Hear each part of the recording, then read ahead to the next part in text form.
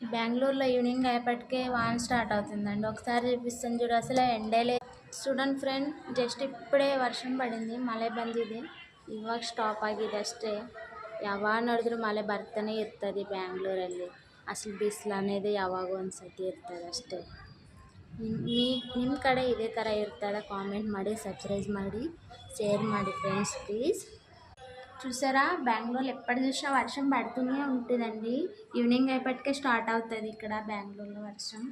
ఏం చేయాలి? ఈరోజు యాక్చువల్లీ సండే, ఇంట్లో ఉన్న వరకు వెళ్ళట్లేదు.